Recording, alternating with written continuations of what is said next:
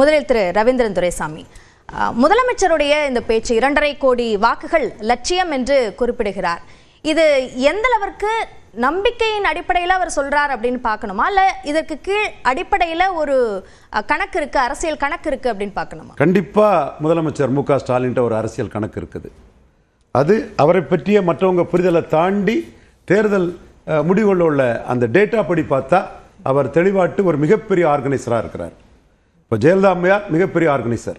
அவங்க களத்துக்குள்ளே போகாமலே தன் அறையில் இருந்தே மிகப்பெரிய ஒரு பார்ட்டி ஆர்கனைசேஷன் செட்டப், கட்சி நிர்வாக இதில் ரொம்ப துல்லியமாக பண்ணக்கூடிய ஒரு மிகப்பெரிய திறமை வாய்ந்தவராட்டு ஒரு பெரிய ஆர்கனைசர்னு பேர் எடுத்தவங்க ஜெயலலிதா அம்மையார். அந்த இது அவங்க கிளைம் பண்ணலனாலும் கூட உண்மையிலே அவங்க ஒரு பெரிய அமைப்பு ரீதியான பெரிய ஜாம்பவான் ஜெயலலிதா அம்மையார். இப்போ அதே இதில் மு.க. ஸ்டாலினுக்கு அந்த பெயர் வரலானும் கூட உண்மையிலே அவர் கள அரசியலிருந்து பெரிய ஆர்கனைசராக இருக்கிறார். அதனால்தான் PLO இந்த இதெல்லாம் பூத் லெவல் ஏஜென்ட்ஸ், PLA ஏஜென்ட்ஸை வச்சு அவர் ஆர்கனைஸ் பண்ணுறதெல்லாம் இன்னைக்கு திறம்பட செய்துட்டு இருக்கிறாரு. எடப்பாடி ஐயா அவர்களும் ஒரு மாவட்ட செயலாளராக இருந்து ஒரு ஆர்கனைசிங் கெப்பாசிட்டி உள்ளவர் தான். பட் ஸ்டாலின் இதில் இன்னைக்கு எக்ஸ்ட்ராடினரியாக நிற்கிறாரு. அது அவரோட பெரிய பலமாக நினைக்கிறாரு.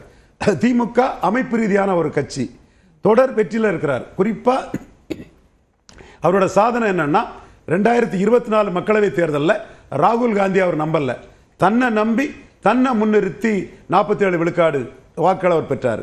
இது 2019 தோல்வியில் இருந்ததுனால அவர் ராகுல் காந்தியை முன்னிறுத்தினார். 2019 தோல்வினா எதை சொல்றீங்க? ஆர்கே நகர் தோல்வியில் இருந்து 2019 சந்திக்கிறார். ஓகே. ஸோ அவர் அந்த இடத்துக்குள்ள ராகுல் காந்தியை முன்னிறுத்தி மக்களவை தேர்தல் களத்தை சந்திச்சார். அதற்கு பிறகு அதோட ஒரு 6-7 விழுக்காடு வாக்குகள் குறைஞ்சிதான் சட்டமன்றத்துக்குள்ள அவர் ஆட்சி அதிகாரத்துக்குள்ள வந்தார். ஆனால் 24 அவர் சந்திச்சது தன்னை முன்னிறுத்தி அந்த தேர்தலை சந்திச்சதுனால மக்களவை தேர்தல் வாக்கு என்பது தன் தலைமைக்கு விழுந்த வாக்கு என்பதில் அவர் கான்ஃபிடண்டா இருக்கிறார்.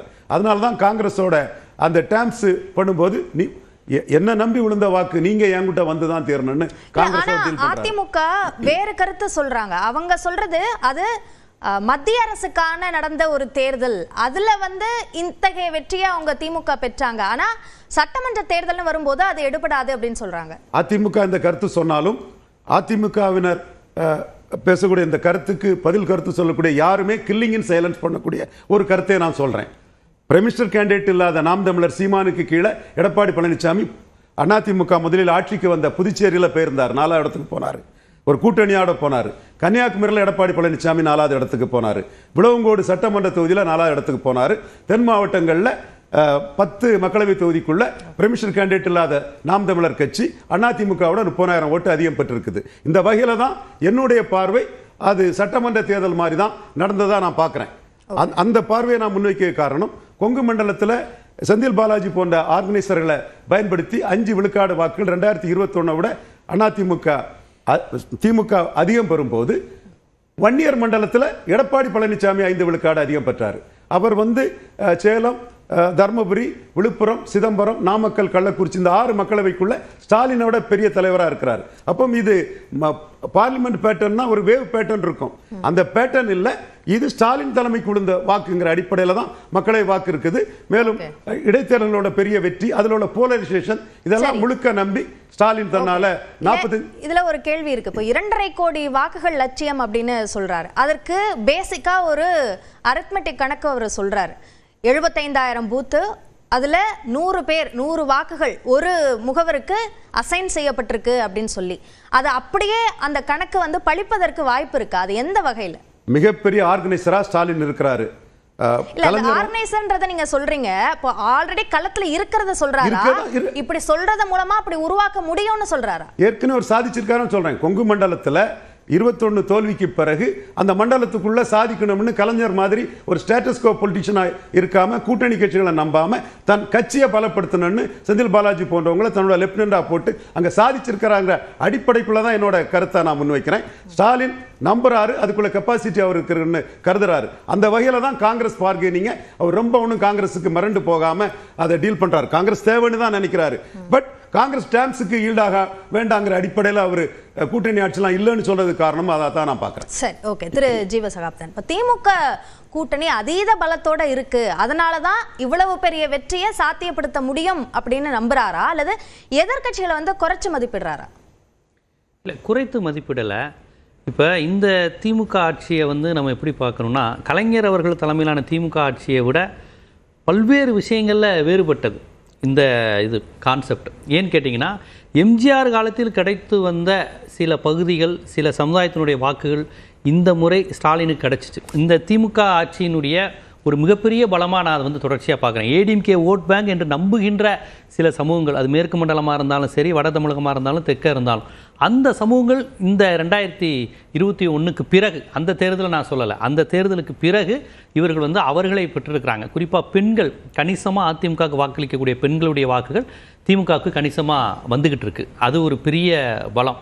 அப்புறம் இந்த முதல் முறை வாக்களிக்கக்கூடிய நபர்களில் பல நபர்கள், அதாவது இந்த விஜய் ரசிகர்கள், அந்த மாதிரி ஒரு படிப்பு, முன்னேற்றம், பொருளாதார இந்த சிந்தனை இல்லாத அந்த மாதிரியான ஒரு கூட்டத்தை தள்ளி வச்சுருவோம்.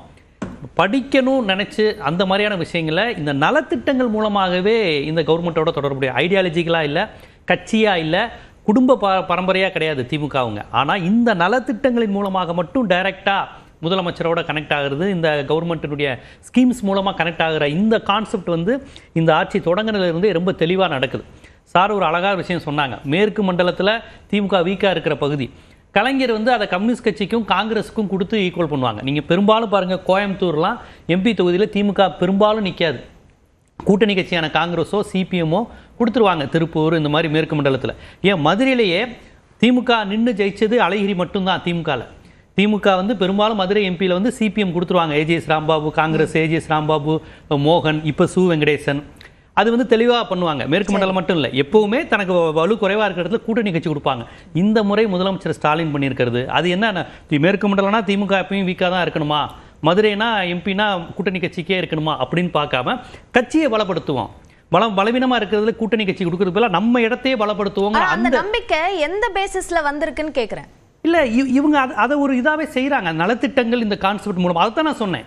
எம்ஜிஆர் ஓட் பேங்க், உங்களுக்கு ஜெயலலிதா ஓட் பேங்க், பெண்களுடைய ஓட் பேங்க், இதெல்லாம் ஏடிஎம்கேனுடைய வாக்குகள் கணிசமாக இந்த முறை அவங்க வேறு மாதிரி இருந்திருக்கிறாங்க. கட்சியா நாங்க திமுக எந்த அளவுக்கு அதை நோக்கி பணியாற்றுதோ அதே அளவுக்கு அதிமுகவும் பணியாற்றுவாங்க தானே. இப்ப திமுகவுக்கு இருக்கிற அந்த கட்சி கட்டமைப்பு, அந்த பூத் ஏஜென்ட்ஸ், அதே மாதிரியான கட்டமைப்பு அதிமுகவுக்கும் இருக்குதானே. அவங்களும் அதே மாதிரி எண்ணிக்கை அசைன் பண்ணி செய்வாங்க தானே. ரொம்ப சரியா சொன்னீங்க. இந்த திராவிட கட்சியில் ரெண்டுமே அந்த இறங்கி வேலை பார்ப்பது இருக்குல்ல, அது வந்து ரெண்டு பேருமே பண்ணுவாங்க. அந்த வடிவேலு ஜோக்கில் இந்த வட்ட செயலாளர்னு ஒரு கான்செப்டை வந்து காமெடியாக காமிச்சிருப்பாங்க. வட்ட செயலாளருங்கிறது ரெண்டு கட்சியினுடைய அடித்தளம். அது திமுக அதிமுகவுக்கு மட்டும்தான் வட்ட செயலாளருங்கிற கான்செப்டே இருக்கும். எல்லா கட்சிக்கும் வட்ட செயலாளர்னா ரொம்ப ஹைப்பர் லோக்கல் பதவி. அது திமுக அதிமுக மட்டும்தான் அது பெரும்பாலும் இருக்கும். ஸோ அதிமுகவும் அது பண்ணுவாங்க, அதிமுக குறைத்து மதிப்பிட முடியாது. ஆனால் அவர்கள் கட்சிகளுக்கிடையே நடந்த அந்த உரசல் பிரிவு பாஜக தன்மையில் இருப்பதால் இப்போ எஸ்ஐஆர் படிவத்தை ஃபில்லப் பண்ணுறதுக்கு பாஜகவுடன் இருக்கிறதுனால, எஸ்ஐஆர் ஆதரிக்கக்கூடிய நிலையில் அதிமுகவுக்கு போனதுனால இறங்கி திமுக காரங்க வேலை பார்த்த மாதிரி அவங்களால வேலை பார்க்க முடியல. இந்த பிஎல்ஓ ஆஃபீஸர்ஸ் யாரை தொடர்பு கொள்கிறாங்க, ஏதாவது பிரச்சனைனா மக்கள் யாரை தொடர்பு கொள்கிறாங்கன்னா, பாஜக பக்கத்தில் இருக்க அதிமுகவை விட பாஜக கொண்டு வந்த எஸ்ஐஆருக்கு எதிராக இருக்கும்னு சொல்லக்கூடிய திமுகவை அது பண்ணுறாங்க. அந்த எஸ்ஐஆர் மூலமாக நீங்கள் திமுக ஓட்ட தூக்கு, முஸ்லீம் ஓட்ட தூக்கு, கிறிஸ்டின் ஓட்ட தூக்குலாம் நீங்கள் பிளான் பண்ணீங்க. ஆனால் தூக்க அவங்க எதுவாக இருந்தாலும் நம்ம இறங்கி பார்த்துக்கலாம், என்ன வேணும்னு சொல்லுங்க, ஃபார்மை ஃபில்அப் பண்ணிக்கலான்னு முழுக்க திமுகவினுடைய அந்தந்த வட்ட செயலாளர்கள், ஒன்றிய செயலாளர்கள், அந்தந்த பகுதி ஆட்கள் இறங்கி செய்வதன் மூலமாக எஸ்ஐஆர் ஃபார்ம் ஃபில்அப் பண்ணுறது மூலமாகவே திமுக இன்னும் மக்களை அதிகமாக நெருங்கிருச்சு. பாஜகவோட கூட்டணியில இருக்கிறது அதிமுக களப்பணியாற்றுவதையும் தடுக்குதுங்கிறீங்க. நிச்சயமா, குறிப்பா எஸ்ஐஆர் இது வந்து 100க்கு 100 விழுக்காடு. சென்னையிலேயே அதுதான் 100க்கு 100 விழுக்காடு. எஸ்ஐஆர் வந்து அந்த ஓட்டு சேர்ப்பு நீக்கத்தில் முழுமையான நம்பிக்கையை திமுகவுடைய களப்பணி பெற்றுச்சு. அதாவது ஐடியாலஜி கான்செப்ட்லாம் விடுங்க. நான் அவங்க இப்போ இந்த திமுகவுக்கு ஸ்டாலின் ஆட்சிக்கு ஓட்டு போட போகிற அந்த புதிதான ஆட்கள் யாரும் இந்த திராவிட இயக்க ஐடியாலஜி உடையவங்க நான் சொல்லலை, ஆன்டி பிஜேபின்னு கூட நான் சொல்லலை. ஆனால் களத்தில் நிற்கிற அந்த கான்செப்ட் இருக்குல்ல, அது மூலமாகவே வந்திருக்கு. இதுவரையும் டிஎம்கேக்கு கிடையாது. அந்த ஓட் பேங்க் வந்து புது ஓட் பேங்க். எம்ஜிஆருடைய ஓட் பேங்க், ஜெயலலிதாவுக்கு வந்த ஓட் பேங்க், பெண்களுடைய ஓட் பேங்க் டிஎம்கேக்கு இந்த அளவுக்கு கணிசமாக வந்தது இல்லைல்ல. இல்ல, ஆல்ரெடி கணிசமா வந்துருச்சு அப்படின்னா அந்த 5000 ரூபாய் மகளிர் உரிமை தொகை இது ஏன் இப்ப கொடுக்கப்பட்டது? அப்போ இன்னமும் அந்த வங்கி இன்னும் பலப்படுத்தணும் அப்படின்ற அந்த எண்ணமா? இல்லை, அவங்க நான் சொன்னதை செஞ்சுக்கிட்டு இருக்கேங்கிற அந்த நம்பிக்கையை இது பண்ணுங்கிற, அதாவது